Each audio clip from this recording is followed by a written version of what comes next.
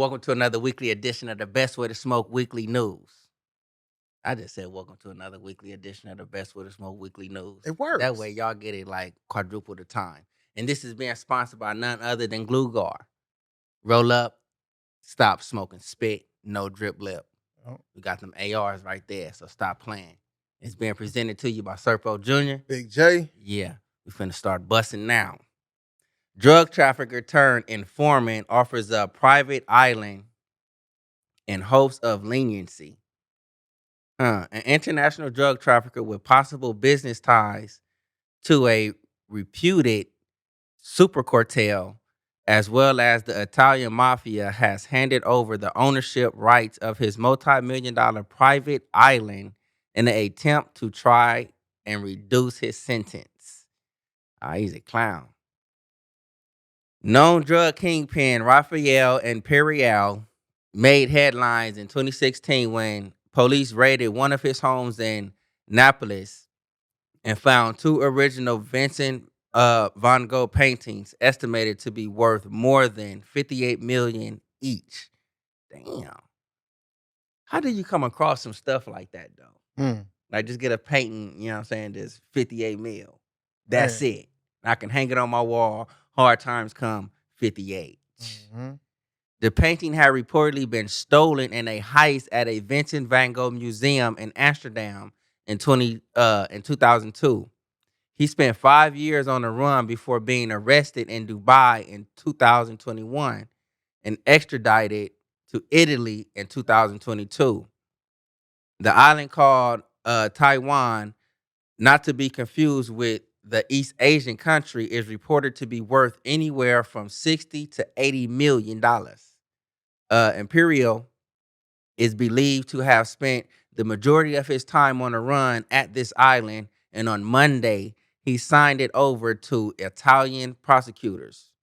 No word, no word had yet been released at the time this article was written on whether or not Imperial's island offering will have any definitive effect on his sentencing. That's cold that like, you know what I'm saying, you finna like, you know what I'm saying, rat out.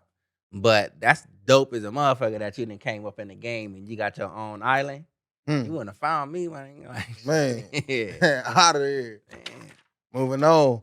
Minnesota launches pilot program for roadside saliva drug tests. Here they go with this shit again.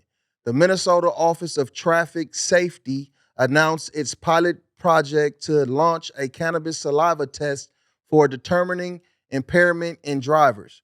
According to OTS Director Mike Hansen, the test is being designed to determine recent impairment. We're not looking to find somebody who used 10 days or 14 days ago. We're looking for somebody who used within the last couple of hours, Hansen explained. But that shit not accurate. Mm. The saliva test would screen for a total of 6 substances such as cannabis and opioids using both the Sotoxy mobile test system and the and Dragger drug test 5000. Both devices have already previously been tested in other states, but it's not accurate. The state's Man. 320 drug recognition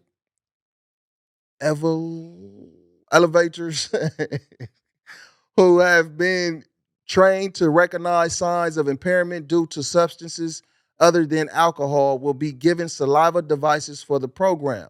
A majority of the DREs are local law enforcement officers, but 1/3 are state troopers. It's not accurate. In September of this year, an article published on the American Council on Science and Health website explained how these drugs tests are still not up to par. In recent studies, they're not accurate. Conducted by researchers at the University of California, San Diego, determined that roadside saliva tests, in theory, are useful but not accurate. They're not accurate. One court concluded that there is as yet no scientific agreement on whether and if so, to what extent these types of tests or inductive of marijuana intoxication, researchers wrote. Man, It's not accurate. man, like in my little research, like these is proven studies. Cannabis kind of like help you like dip and drive and get around and stuff like that. You know what I'm People saying? like us, for sure. Yeah, according to some of the studies that Yeah. I've gotten, and especially the responsible ones, they pull over. You know what I'm saying? They don't let that impaired shit come around. Yep. Man, that test and y'all name sound. Bunch of bullshit.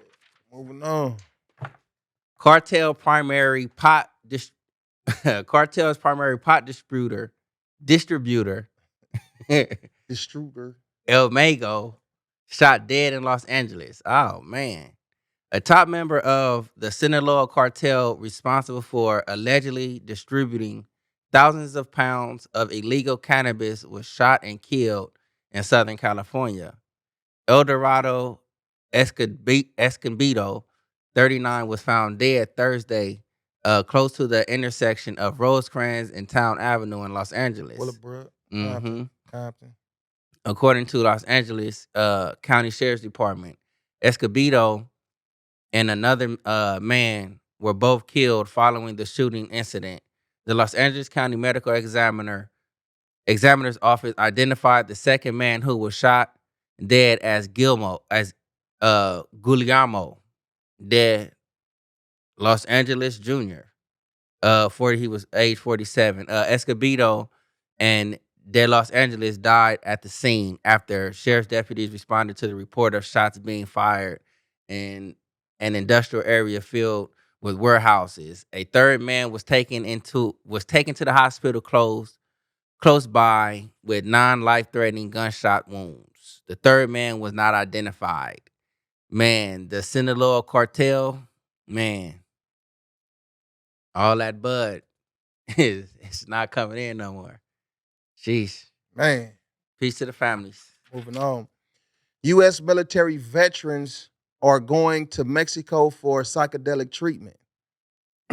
A recent report by CBS News highlighted this trend, noting that as many veterans with PTSD remain desperate for healing, a growing number are turning to psychedelics assisted treatment in Mexico.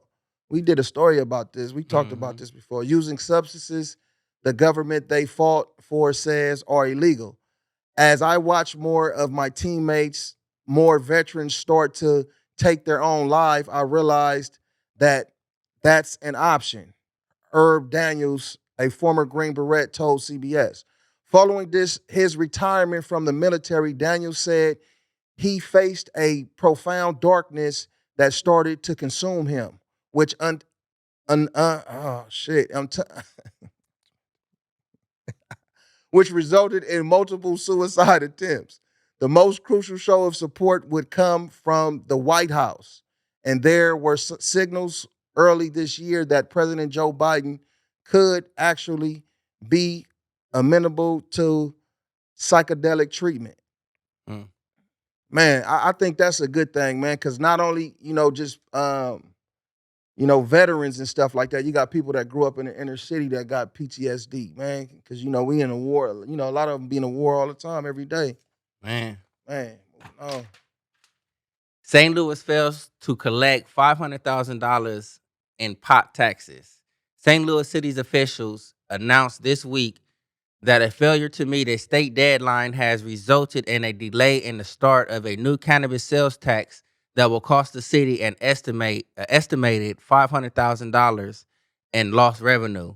St. Louis voters approved the 3% cannabis sales tax in April following the statewide legalization of weed in November 2022 election. Under Missouri's marijuana legalization statute, local governments are permitted to add a cannabis sales tax on top of the state's 6% pot sales tax.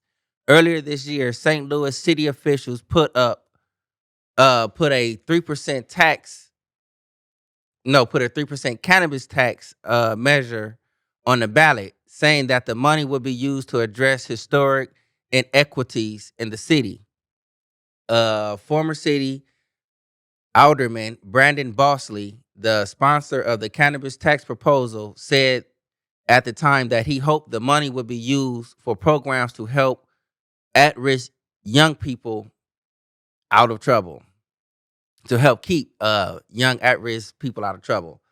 The shortfall of at least $500,000 is not an enormous portion of the city's $1 billion yearly budget, but Alderwoman Kara Spencer, the chair of the board of Alderman's Budget Committee, said the amount is not insignificant.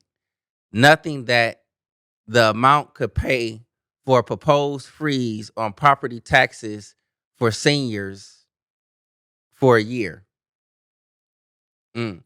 Well, if the taxes is really, you know what I'm saying, going to these programs for at-risk kids and stuff like that, I mean, man, y'all need to get it together, you know what I'm saying? Because it's like shit, get the neighborhood together. But at the same time, it's saying it's like they not hurting from off of this right here because they got like some type of $1 billion budget. You know what I'm saying? So don't use the at-risk kids and seniors and stuff at that. You know what I'm saying? Just get y'all shit together. Get it together. You know what I'm saying? That's your weekly news. Surfo Jr. Big J. Best way to smoke, baby, baby.